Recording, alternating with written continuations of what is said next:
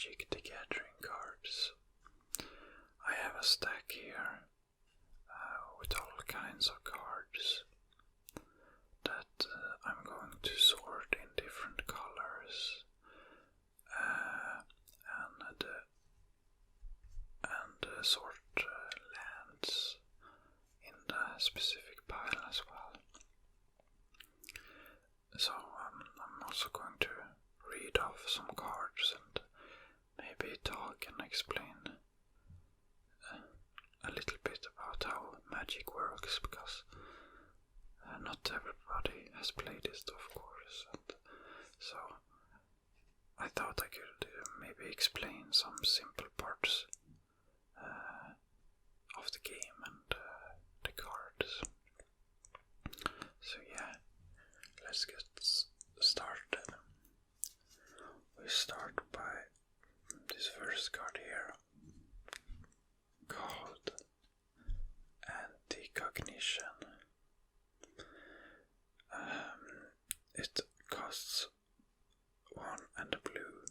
You can see up here in the right corner how much the card costs to cast or to play. It's an instant, and it says counter target creature or planeswalker spell unless its controller pays 2. If an opponent has 8 or more cards in their graveyard instead, counter that spell, then scry 2. And the next card is called Concordia Pegasus. It's a creature, Pegasus, and it has flying.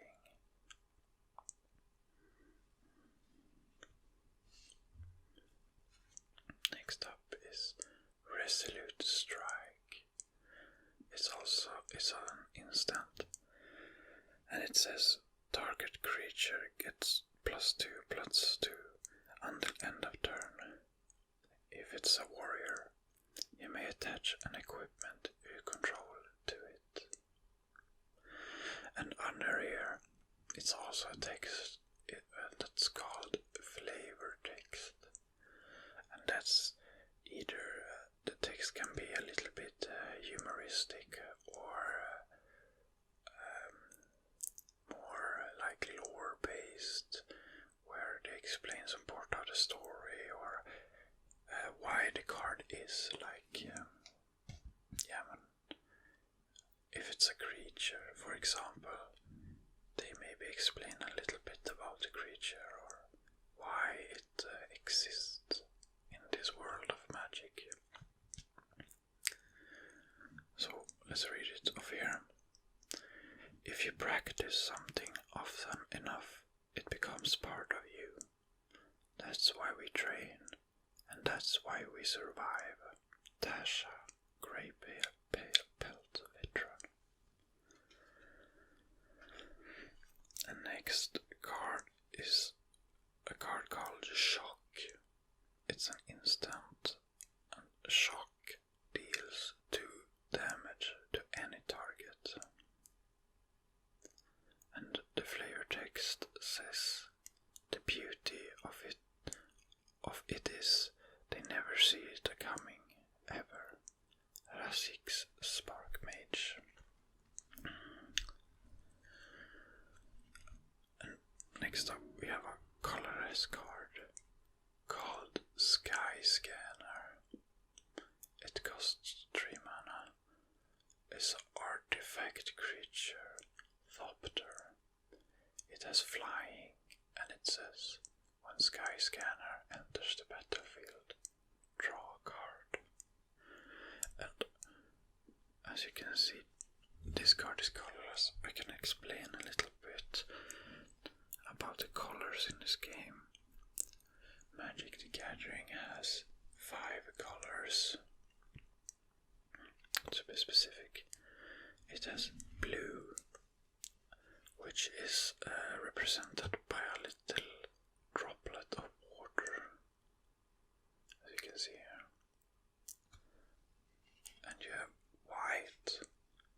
which has the symbol of like a little sun.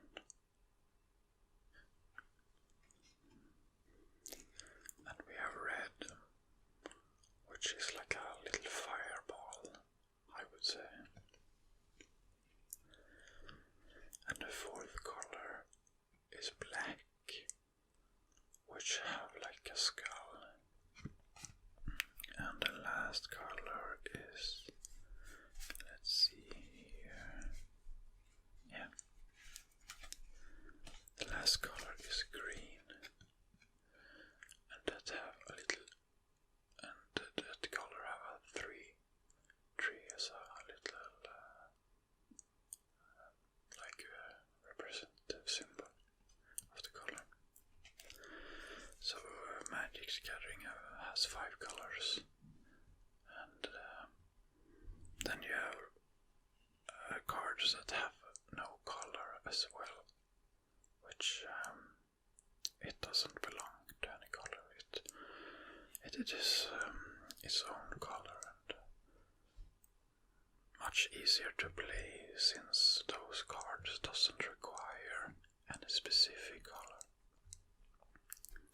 But let's keep on reading cards. Next up we have Glowstone Recluse. It's a creature spider. It has mutate for 3 and a green. If you cast this spell for its mutate cost, put it over or under target non-human creature you own. They mutate into the creature on top plus all abilities under it. Reach.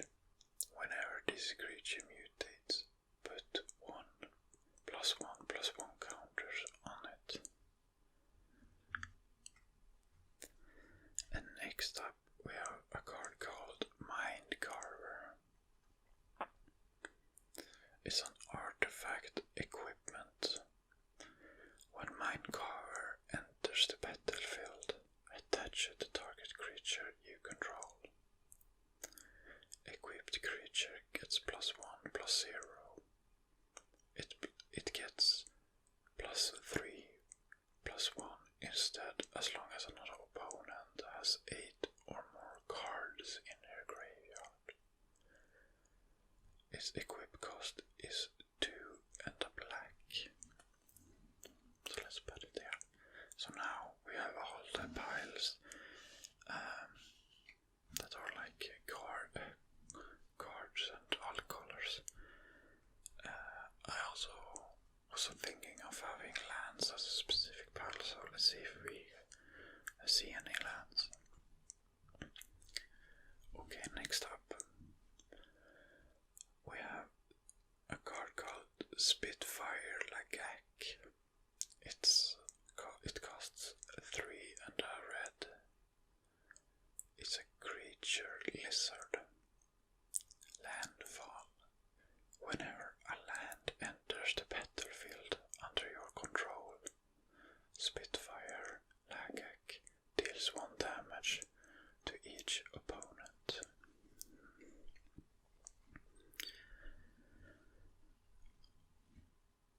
Next up is a card called Capture Sphere. It's an enchantment aura. It has flash. You may cast this spell anytime you could cast an instant. It says enchant creature when Capture Sphere enters the battlefield. Tap enchanted creature. Enchanted creature doesn't untap during its controller's untap step. And next up we have also a blue card called Merfolk Windropper. It's a creature, Merfolk Rogue. It has flying, and whenever Merfolk Windropper deals combat damage to a player, that player mills a card. which means they put the top card of their library into their graveyard. Sacrifice Merfolk Windropper. Draw a card. Activate this ability only if an opponent has 8 or more cards in their graveyard.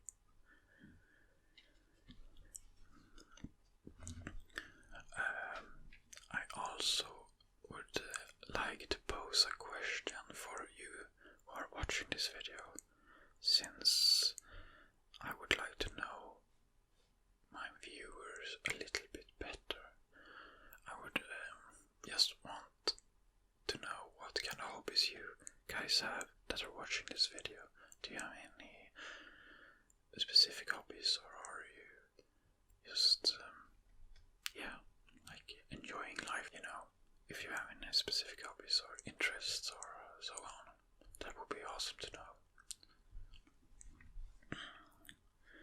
Okay, let's go to the next card. So please answer that question in the comments. That would be awesome to know a little bit more about you. Okay, next up we have Stonework Pack Beast. It costs 2. It's an artifact creature beast. And it says Stonework Pack Beast is also a cleric, rogue, warrior and wizard. 2. Add 1 mana of any color. And it's a 2/1. You can see the power is on the left and the toughness, its life, is on the right. So it doesn't have very much life or toughness, rather. And next up we have a card called Mesa Links. It costs 1 and a white. It's a creature cat. As long as it's not your turn, Mesa Links get +0/+2, and it's a 2/1.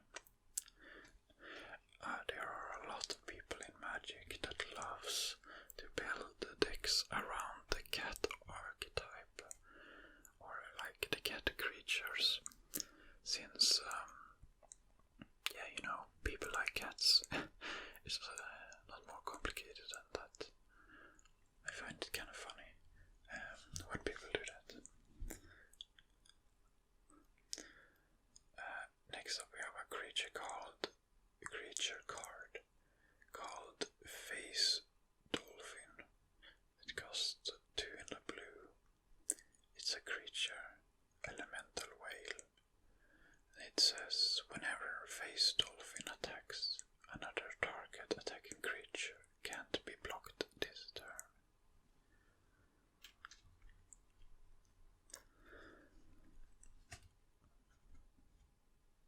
Let's see here. Bushmeat Poacher. Cost 3 and a black. It's a creature, human soldier. It says pay 1 and tap it. Sacrifice another creature. You gain life equal to that creature's toughness. Draw a card. And it's a 2/4.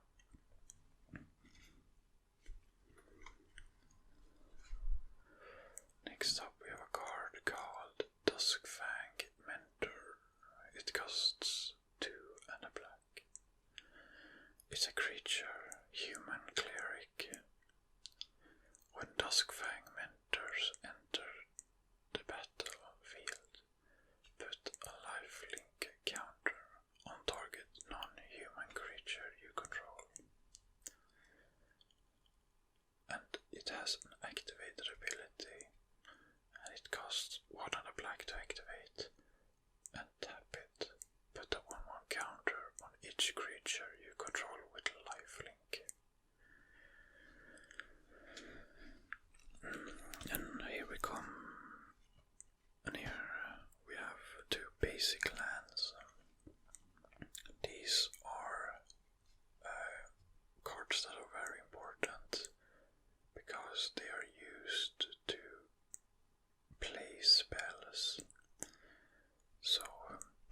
use these, or you have to have like a specific amount of lands to play spells. For this card, for example, you need to have 2 lands to play this spell. So they are very important for the game, and since these are lands, I just put them in a separate pile.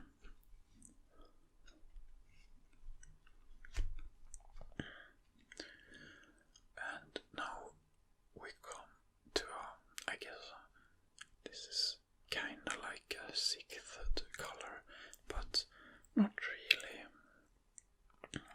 since it's just these golden cards is golden because they are a combination of 2 colors.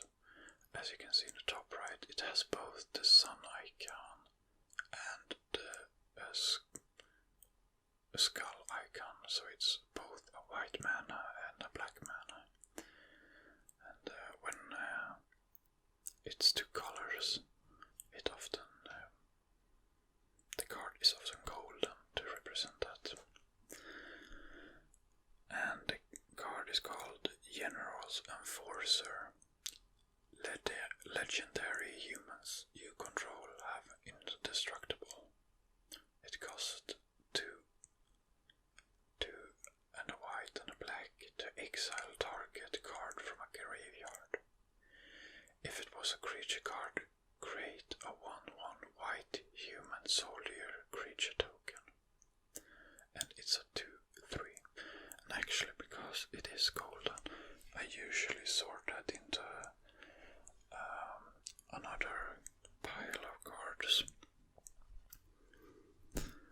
I usually sort my cards because if I'm later looking for specific cards, I find it easier to find it when they are in sorted in their different colors, because usually you often know what kind of color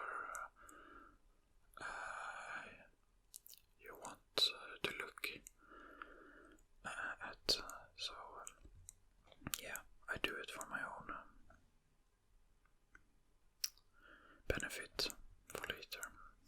Next up we have a card called Makeshift Battalion. It costs 2 and a white. It's a creature human soldier. It says whenever Makeshift Battalion and at least 2 other creature attack, put a +1/+1 counter on Makeshift Battalion. And it's a 3/2.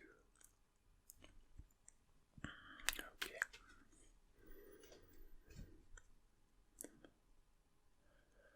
Next up we have a card called Rise Again. Costs 4 and a black.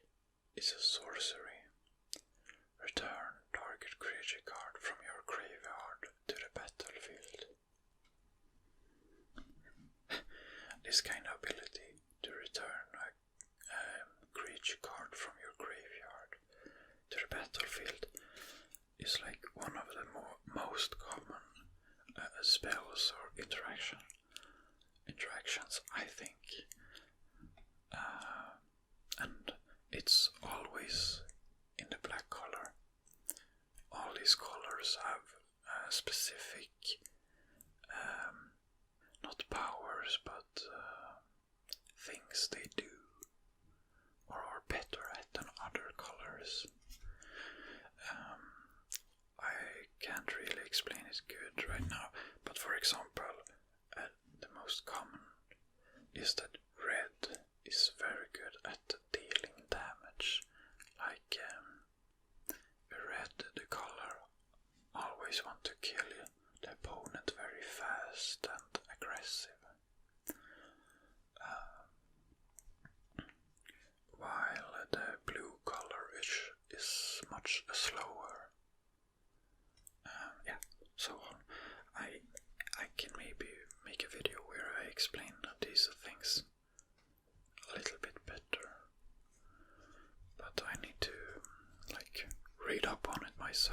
since the colors are the way they are because of a little bit of lore and because of the lore, and they represent like attributes. So that's why they are like the way they are. And here we have a black card called Durable Coilbug. It costs 1 and a black. It's a creature insect. It has an activated ability, and it costs 4 and a black. Return Durable Coilbug from your graveyard to your hand, and it's a 2/2. And here we have a land called Plains. I haven't spoken much about the art on the cards, but I personally love all the art on the lands. I don't know. I always loved like art that is painted or whatever, painted landscape and so on, because I find landscape so awesome to look at, because you can almost put yourself into your own story when you see an awesome landscape. Why are you there? Or what kind of world is that? Where that kind of landscape is. So I find landscape art very cool and awesome. So that is why lands art is my favorite, because I just find it so cool, and you can freely fantasize about it. You can make your own story, kind of.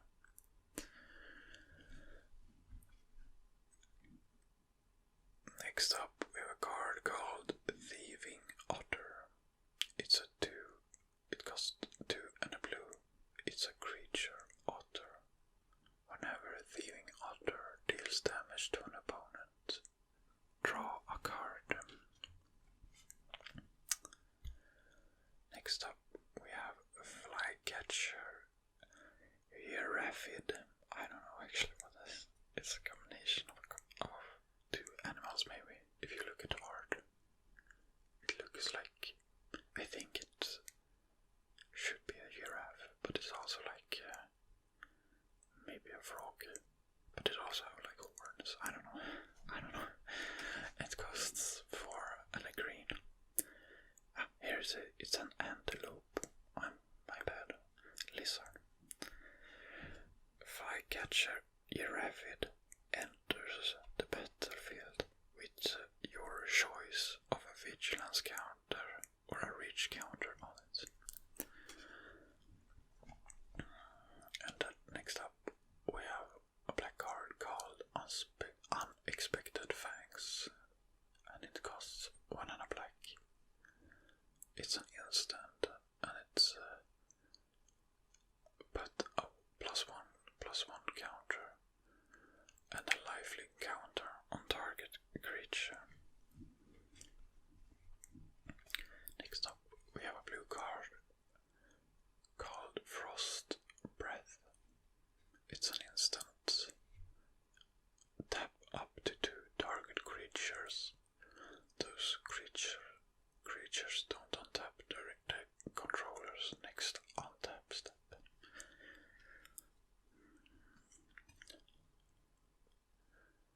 Next up, we have a card called Tentative Connection.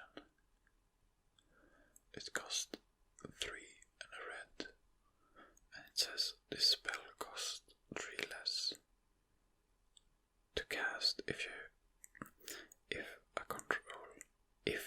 control a creature with menace. Gain control of target creature until end of turn. Untap that creature. It gains haste until end of turn. let's do like 5 more, and then I'm gonna end the video. Next up we have a Grasp of Darkness, and it costs 2 black. It's an instant. Target creature gets -4/-4 until end of turn. Often when cards have like more than one specific mana that they ask for, so this card needs 2 black mana to be cast, it's more powerful. So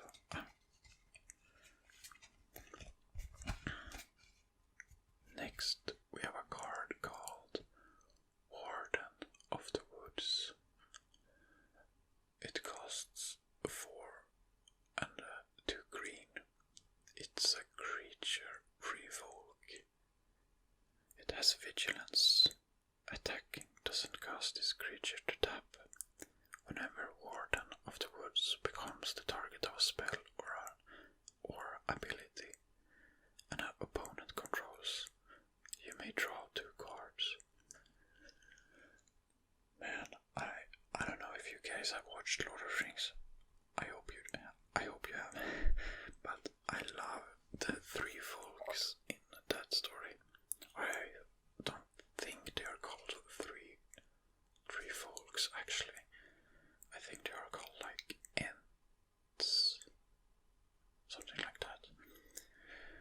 And I thought when I saw the movies for the first time that they were so cool and badass. How they just walked into like, walked to the tower where, oh no, I forgot his name, where the wizard was. They just, I don't know, took over. They just walked into there like big trees. It's kind of funny when you think about it. Next up we have a card called Furious Rise. It's an enchantment. At the beginning of your end step, if you control a creature with power 4 or greater, exile the top card of your library. You may play that card until you exile another card with Furious Rise.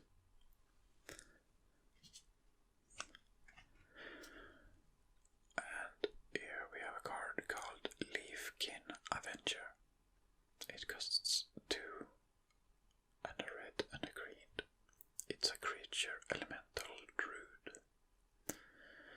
Tap, add 1 green mana for each creature you control with power 4 or greater. And for 7 and a red, Leafkin Avenger deals damage equal to its power to target player or planeswalker. And because it's a golden card with 2 different colors in it, we put it in the pile over here. And here we have a special land card called Thornwood Falls. Thornwood Falls enters the battlefield tapped. When Thornwood Falls enters the battlefield, you gain 1 life.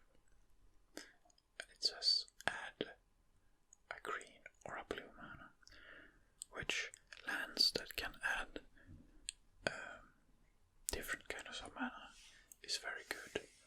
You often play decks that have more than 1 color, often 2, but you can also see as many as 4 maybe. That's quite a lot. I think between 2 and 3 colors is the most common. Yeah, I hope you guys liked the video. I enjoyed doing it, and please, it would be awesome if you answered my question about what kind of hobbies or specific interests you guys have, because I'm interested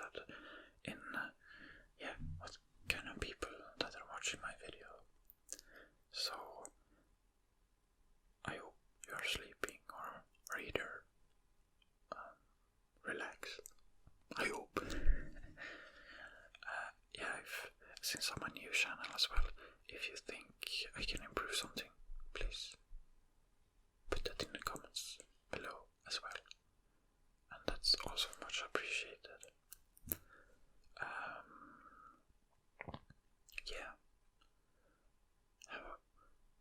have a good time, and I hope we see each other next week.